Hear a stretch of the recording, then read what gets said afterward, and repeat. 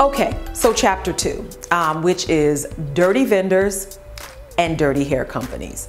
Okay, so the first chapter was about Chinese and Korean hair executives, all right, and that whole thing.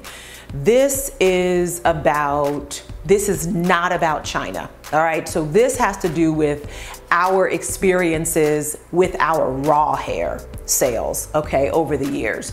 So even before Russian Fade, we sold Indian hair that we bought directly from India. We also dipped and dabbled a little bit in South America as well. And then Russian Fade kind of took over our lives.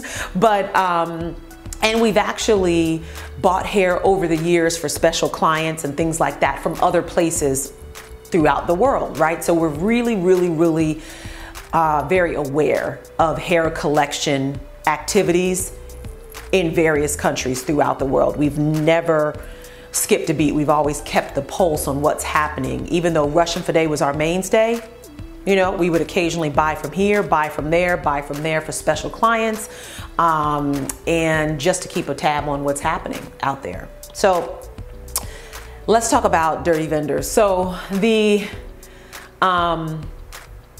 first thing I think is really something is that hair collectors know, hair collectors, we're not talking about China, hair collectors know, raw hair collectors know that the average person can't tell raw hair from processed hair and good processed hair. The average person can't tell the difference, And a lot of these places are getting really good. Or you mix just a little bit. You just mix just a little bit of whatever into your raw bundle, just to make it spread, just to make it last a little longer, just to make a little bit more profit margin on that bundle or that weft or whatever. And the average person really is none the wiser. They don't know. So I remember a hair collector sending us some hair for us to look at. You know, they want, and that's the thing. When once you've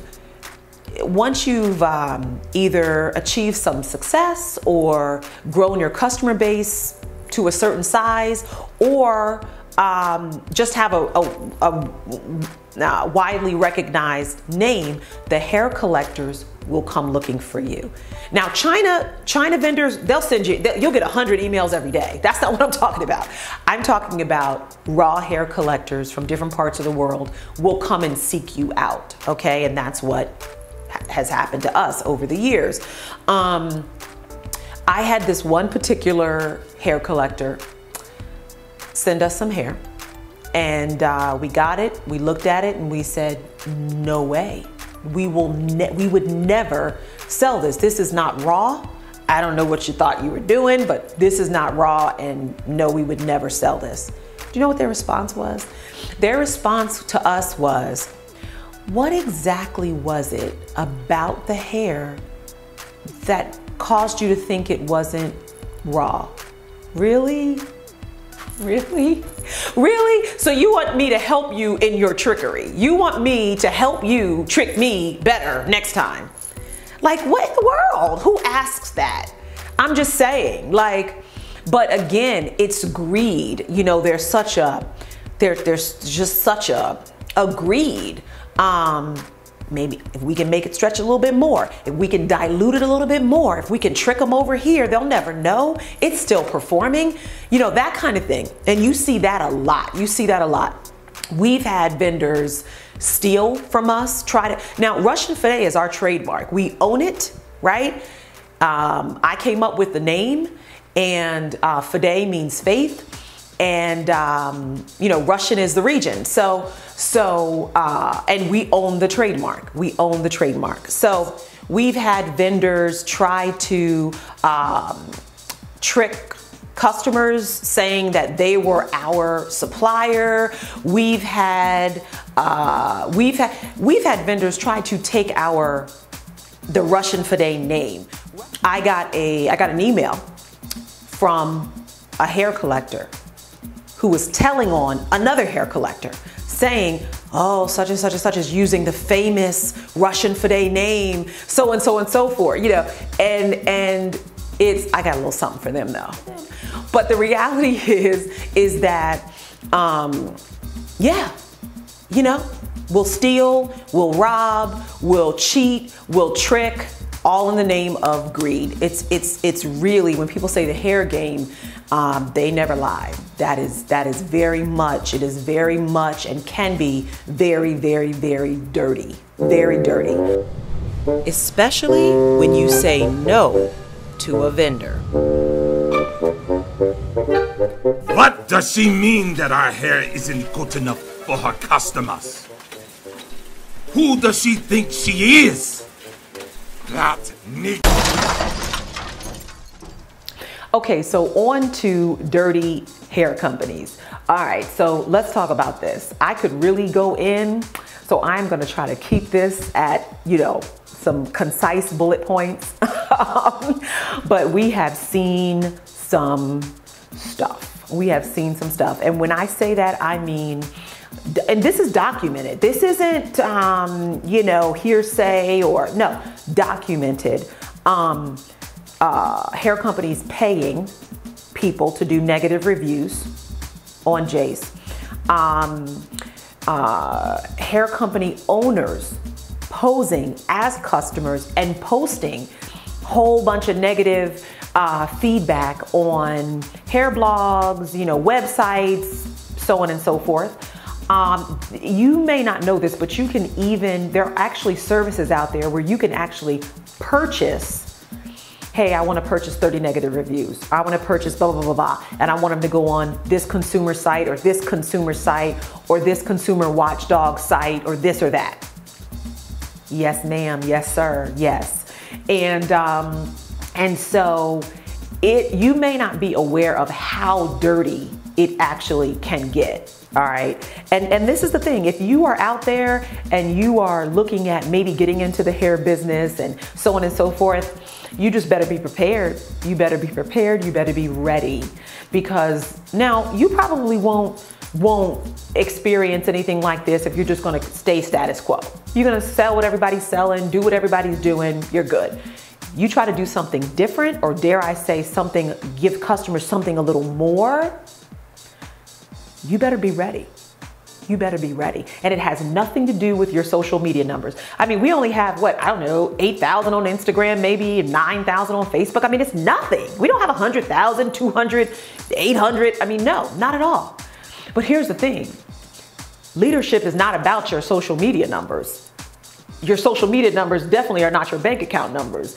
All of that it has to do with where you want to be, what sandbox you want to play in.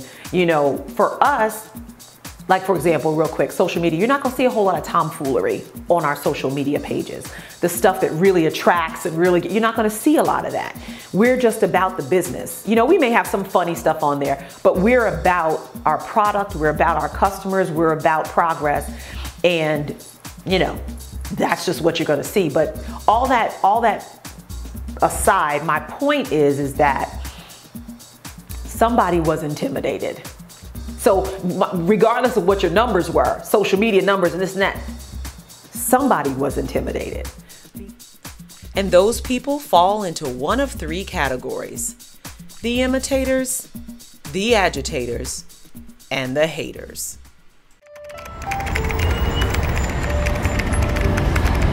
Oh my gosh, I cannot wait. I cannot wait to launch this. I think the ladies are really gonna love it. Oh man, I can't wait to share it with them. This is going to be awesome. This is gonna be awesome. I'm excited. So, tell me what you got. Well, we just found out that Jace is releasing something called Russian Fade hair. And it's real raw hair. And it's supposed to last 3 to 5 years. What? No! Fine, this is what we'll do. Go find hair. I don't care, any hair. And you know what? We'll call ours Russian Bidet. Ma'am, they're calling it Russian for day.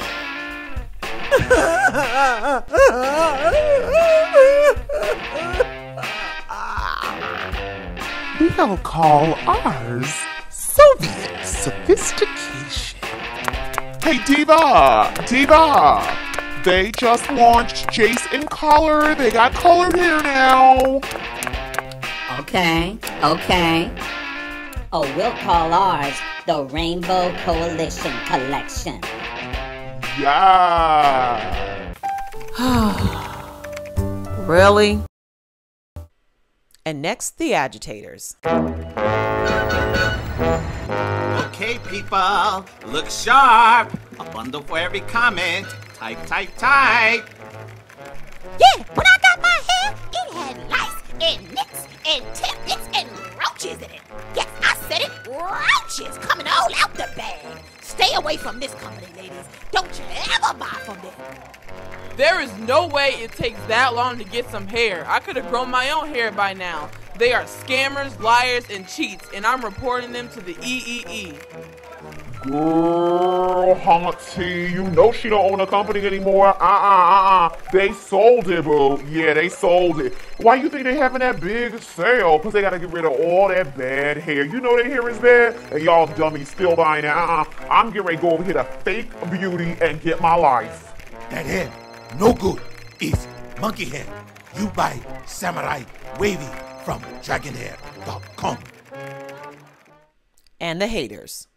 The hair is not all that, honey. They try to make it look all beautiful. You know it doesn't look like that in real life. They're just lying like all these other hair companies out here. And Russian bidet, what does that even mean? You know it probably doesn't even come from there. And that video of her going through all the bundles, staged, honey, all fake. I don't trust it. So have you ever actually tried their hair?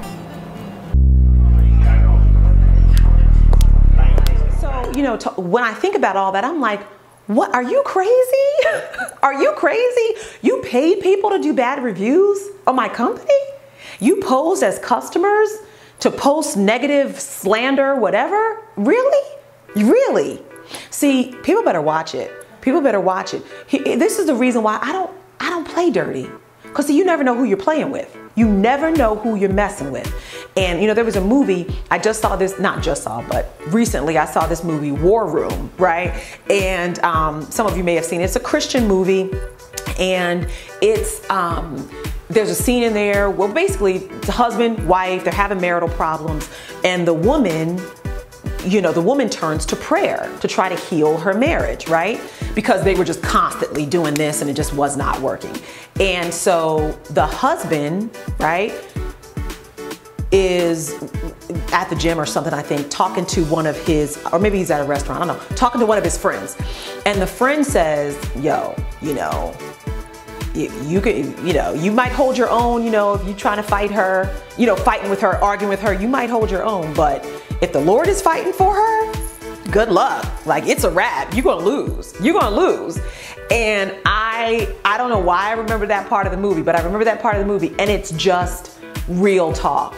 As far as I'm concerned, with everything, and I'm not even sharing all of it in this video because, all of a sudden in the whole video is like the big negative, like blah. But the reality is, I just want you to know, yes, people do play dirty. Yes, they do.